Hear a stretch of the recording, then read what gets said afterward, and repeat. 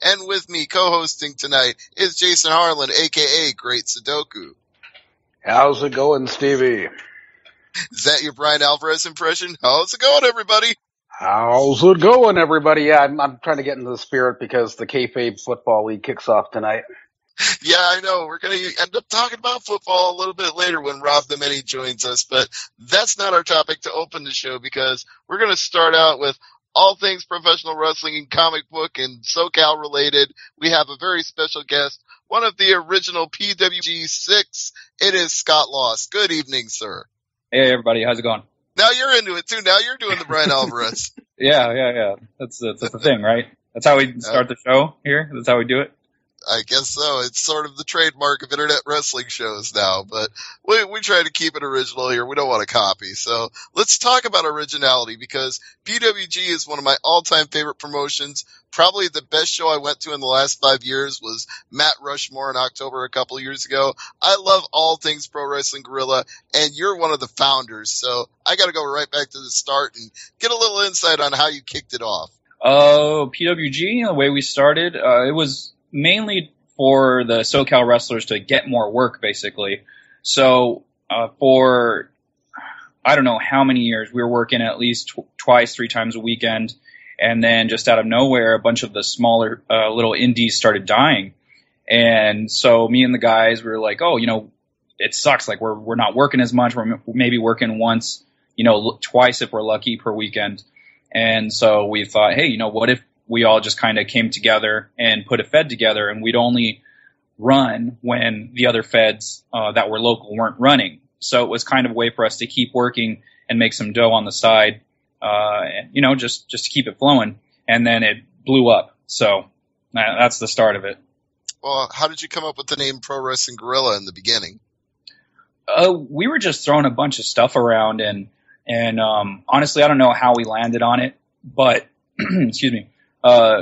Originally it was going to be, it wasn't going to be Pro Wrestling Guerrilla because it doesn't, back then that didn't roll off the tongue. It was like, it wasn't a trademark like it is now. Yeah. It was like Guerrilla Pro Wrestling, it was like something like that. Yeah. GPW, cause everything ended with W, or F. So it was like, okay. So, we somehow landed on that and it worked for us. Well, it does work indeed. I mean, over the last decade or so, it's become the cult darling of the internet. It's become the place where if you don't know when you're looking around, you might just end up being seated next to Ronda Rousey at a show. Oh yeah. It's great having, it's great seeing that, famous people are still going out to the shows. By the time I was stopping, Jillian Jacobs from Community was going to the show on a regular basis. So that was cool. And of course we would get, WWE guys going to the shows. They'd always be in the back watching if they were in town. So it was kind of like the place to be as far as the indies went.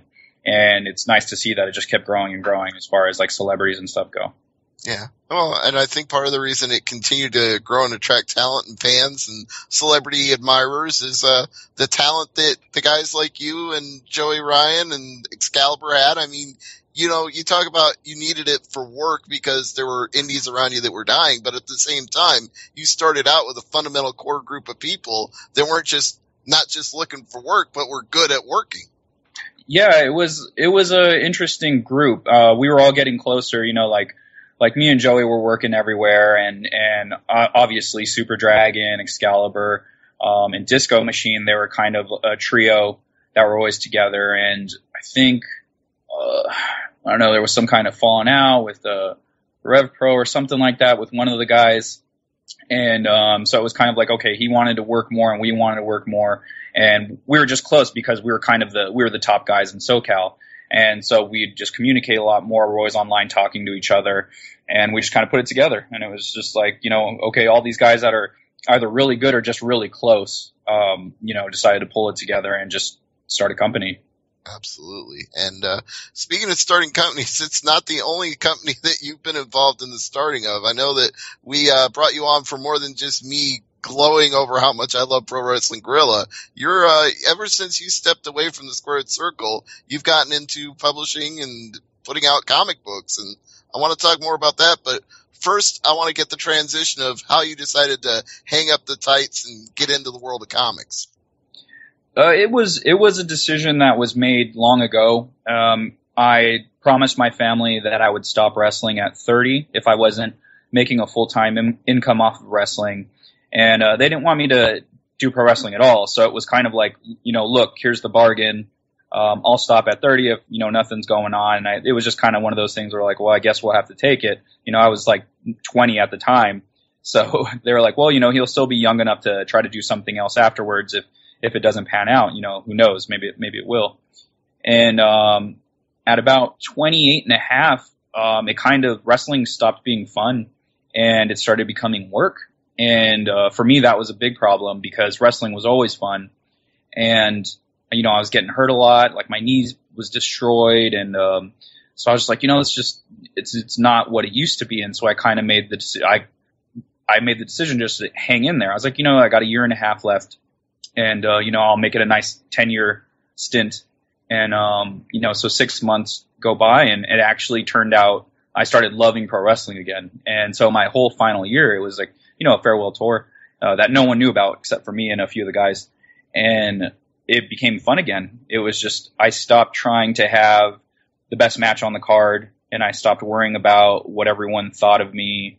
And I just started doing things that I thought were fun, stuff that would be fun for me to do.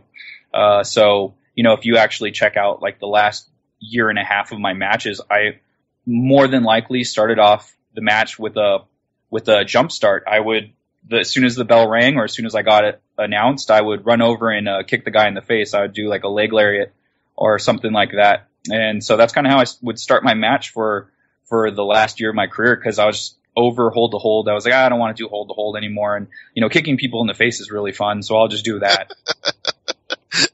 I swear this is like deja vu when I hear you saying that the last year was the best year when you just decided to stop caring and just go out there and have fun and not worry about the best match of the night. Because it seems to happen to everybody right before they're about to hang it up. Like Batista, the best stuff he did was that last year before he left. And Shawn Michaels, all his best stuff was right there at the end before WrestleMania. It's like everybody hits their stride right when they decide, you know what, I'm just going to cut loose and let the chips fall where they may.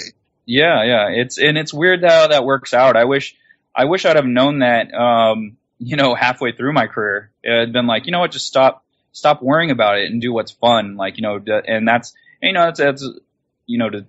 we'll segue into it is the comic book. It's the same thing. Like there's a lot of stuff in my comic that I just find fun, and it's just like, the way I ended my wrestling career, that's how I want to start my comic career. I want to make sure that what I'm doing is fun for me, because that'll translate and that translated into to the fans. I was going on some message boards after it was announced that I retired. I just kind of was curious what people were saying.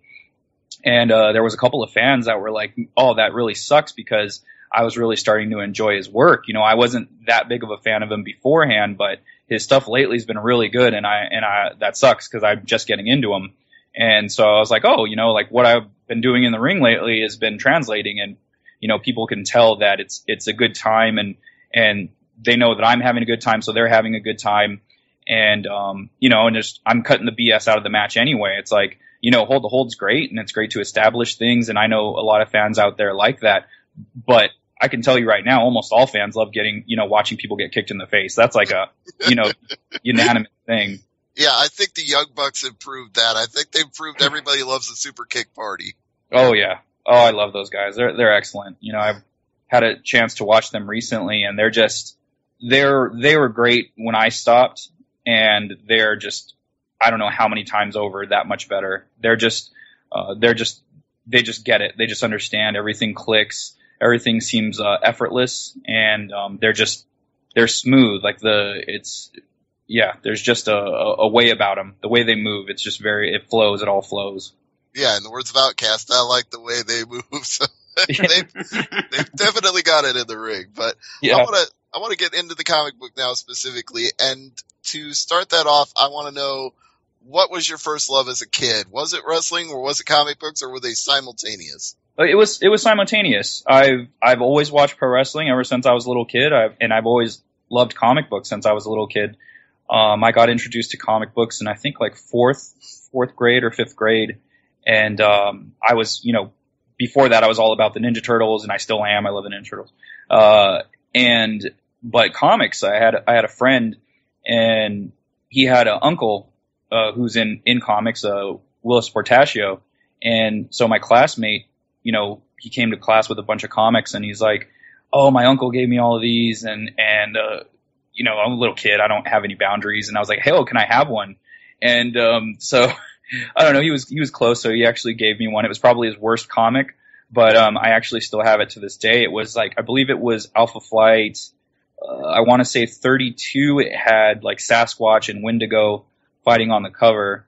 Nice. And or not Wendigo. Wendigo is Sasquatch. I think it's Whitebird or something like that. She can shapeshift and everything. And so anyway, from there I was hooked, and I pretty much started training myself to become a comic book artist from there on out.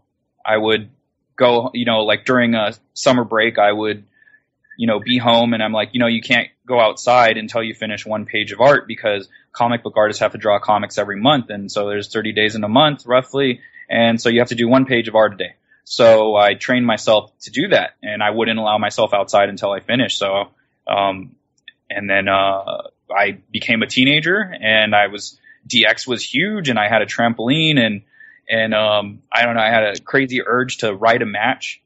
And so I asked my friends, "Hey, I wrote this match. Would you want to like do this match on my trampoline?" And they're like, "Yeah, and so then I had a couple other friends, and they wanted me to write them matches too. And before I knew it, we were like a backyard wrestling fed, trampoline wrestling fed.